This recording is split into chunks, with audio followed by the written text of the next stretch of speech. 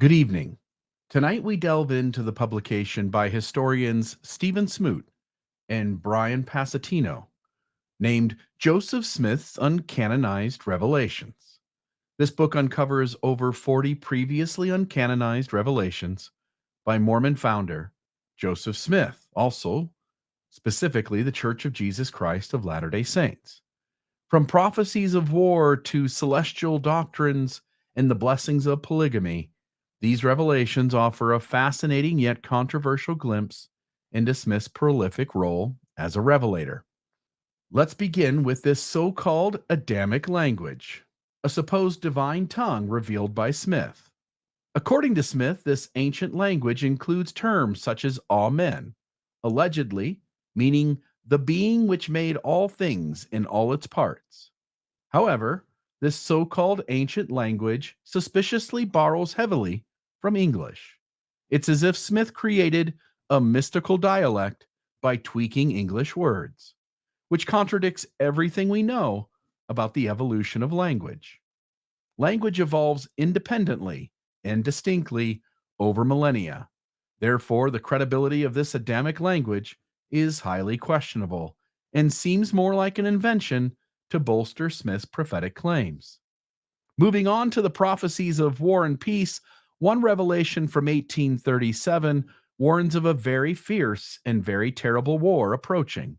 The prophecy is reminiscent of the 1832 prophecy in the Doctrine and Covenants about the American Civil War. Yet, the prediction of war is hardly unique or revolutionary. Human history is a relentless cycle of conflict and peace. From ancient battles to modern warfare, societies have always experienced periods of turmoil, interspersed with relative calm. Smith's revelation fits neatly into this timeless pattern of human behavior, offering nothing particularly prophetic or new. Now, let's address the contentious topic of polygamy. Despite increasing beliefs among Latter day Saints that Joseph Smith did not originate polygamy, substantial evidence points to the contrary.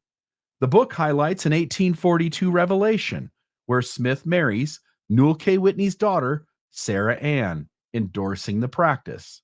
This is consistent with records from the Nauvoo Expositor, Nauvoo High Council, and Nauvoo City Council, all pointing to Smith's involvement in polygamy.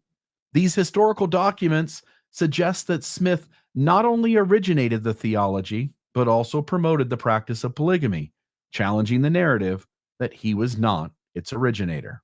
And while this book deals with the unpublished revelations of Joseph Smith, it's important to note that there are unpublished revelations from other LDS leaders, including the 1886 revelation where John Taylor, LDS prophet at the time, claimed he was directed by Christ himself to continue polygamy at all costs. But it's certainly not the only one.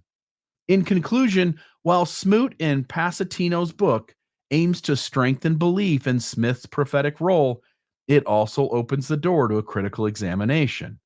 And because who one trusts as their spiritual authorities, and because of the spiritual beliefs one feels compelled to hold, they can give a person or a group of people permission to marginalize, traumatize, and even kill.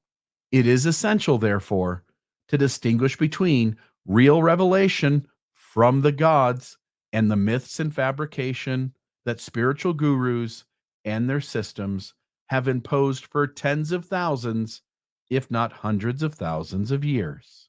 Back to you, RFM.